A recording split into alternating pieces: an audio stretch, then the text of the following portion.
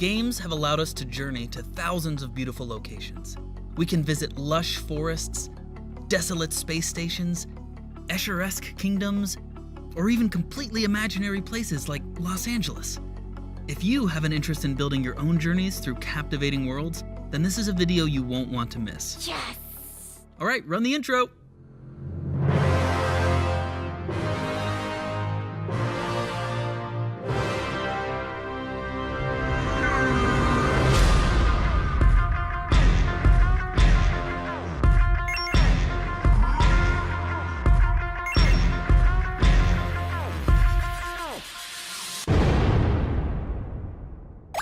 So, what is environment art? Well, it's basically 90% of the screen. I mean, in most games, if you took away the environment, you'd just be looking at an empty void with some characters and UI. I mean, it's really the whole world that a game takes place in. And every piece of it needs to be created by an environment artist. I mean, an artist made this tree, and that tree, and this tree, and that tree, and that rock, and that plant, and that plant, and that house, and that rock, and that sky, and that tree, and that tree, and that tree, and that tree, and this rock, and this tree, and that tree. This is so much work. How do you do all this? Environment artists need to be really good at prioritizing. Because there's so much to do, we need to prioritize things that are most important to achieving the overall game experience. But how do you know what to prioritize? There's like thousands of trees and rocks and stuff. Well, it's not exactly about which tree or rock is the priority. We work with game designers and concept artists to determine what's most important to work on. Let's do a quick process breakdown. First, concept artists come up with the theme and tone of the environment. Then game designers will create a block out just using gray blocks. They decide things like where the obstacles are, where the player needs to go, and where enemies come from. With that information, we as environment artists can start to rough out art that represents both the concept artist's vision and the game designer's constraints. Then we start refining the models, adding textures, adding color, and of course, playtesting the game a lot and getting feedback. And then at the end, when it's all been playtested and it's working, we'll add lighting, post-processing effects, and any kind of polished notes that we might have. And that's the environment art process in a nutshell. Whoa, that was an awesome breakdown. But in the beginning, you showed how the game designers just give you gray boxes. How do you decide what those are gonna be and what they're gonna look like? Well, we work closely with the concept artists to capture the essence of how the environment should really look and feel. There's a lot of back and forth that happens. Constant paintovers, jamming on ideas to push the design. There's a ton of ways to solve for game constraints. For example, a gameplay boundary could be a wall, a building, or a cliff overlooking the ocean. All of these examples serve the same gameplay constraint, but we're trying to solve it in such a way that makes the game as beautiful and believable as possible. Okay, so environments have to communicate a believable setting as well as the gameplay critical information.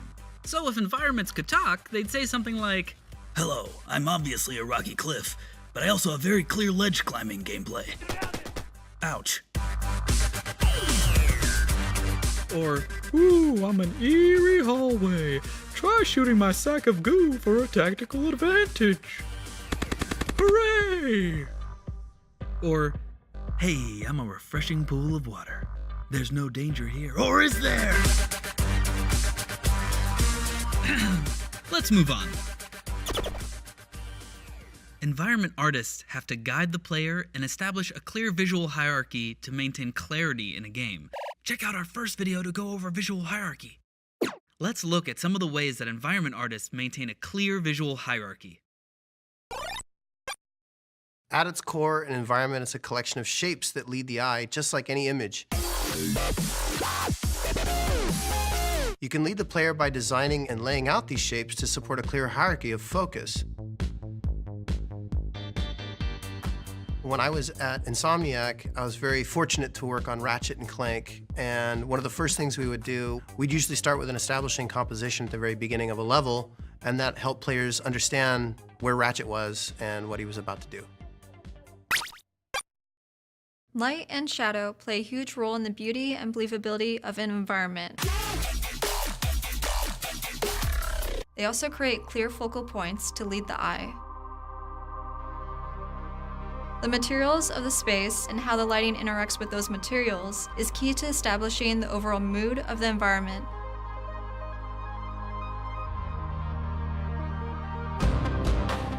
Lighting also creates contrast through spotlighting and shadows, which become key compositional elements to help lead the player. Yeah, and using a bright light as a focal point is also a great way to distract the player from something you want to surprise them with. Hello. Careful application of detail is especially important in an environment. Shifting between large areas of rest and areas with more detail is a great way to guide where the player is looking. Alright, it's time for storytelling. What can tell a story in an environment? Everything from the overall layout to the individual props of an environment has a huge storytelling potential. Things like climate, age, and culture are reflected through the environment and are key to reinforcing the fantasy of the overall game experience. Oh yeah, like the huge collapsed robots in Horizon Zero Dawn implying some sort of war in a forgotten age, or the incredible attention to detail in Kingdom Come Deliverance, where military camps have remnants of food and boarded over potholes, and bandits even hang their laundry. This gives you a sense that it's not just a dead level, but someone definitely lives here, and that's what gives it an even more interesting tone. But how do you even know which details to add and what kind of things to put in the environment to make it feel so lived in? Do environment artists do research? We're actually doing research all the time. We're always observing different environments. We're seeing how they're laid out and really finding those unique details in these places. My family actually gets really annoyed at me because a lot of my vacation photos are just of weird pipes, dark, weird corners, dirty grates, and old kitchens. Are there easy ways to really mess up an environment? It's actually really easy to mess up scale, which then messes up the whole believability of the space. Good scale cues are things like chairs, doorknobs, railings, stairs, things that the character is going to interact with a lot. I still have to watch for this a lot, actually. I recently blocked out a whole room without putting a character in for scale reference and ended up having him sit at like a 20-foot desk. There's so much thought and research that goes into making even a small environment. But what if you're making a huge environment, like a whole world? Given the sheer amount of work involved, you would need an enormous team to custom build every piece of a huge environment. And not only is it a lot of work, but it also has to run smoothly in game, which means environment artists have to find creative ways to build complex environments using as few resources as possible. Yeah, and that means keeping the poly count low, reusing models, textures, anything that can cut corners and increase the development speed. A great example of this is using modular kits. So, how does a modular kit work?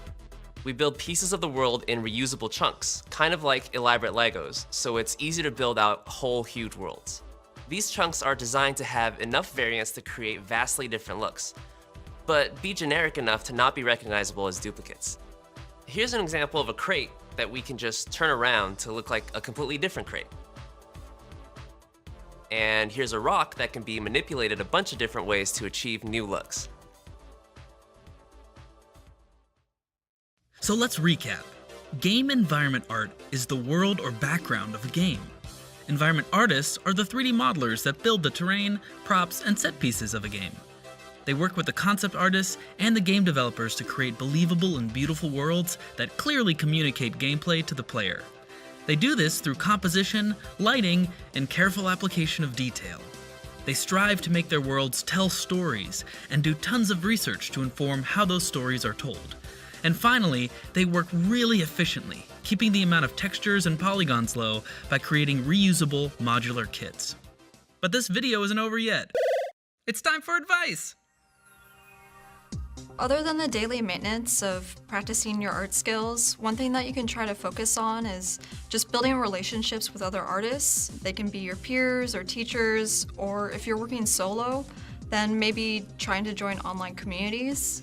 It's really important to find other artists who share a similar passion as you. You're going to be working with like a lot of different individuals, and be able to talk about your ideas is really key. I would advise you to go online and look up for different tutorials or how artists approach their pipeline or the way they work. There are multiple ways and programs and tools that you could use to achieve a goal, so just finding whichever way that you're more comfortable with.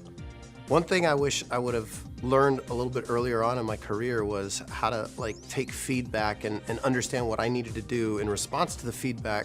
Oftentimes people will tell you to do something and you might not actually need to do it. For example, I had someone recommend to me that I delete all the trees from this forest. I needed to understand what problem he was trying to solve, so I asked, and he said, well, it was just really busy and noisy. Instead of deleting the trees, I went back and I redid the textures so that it was cleaner, less cluttered, organized the composition a little bit, and that solved the problem. It's really important to understand that when people give you feedback, you understand the problem and not the solution they're giving you.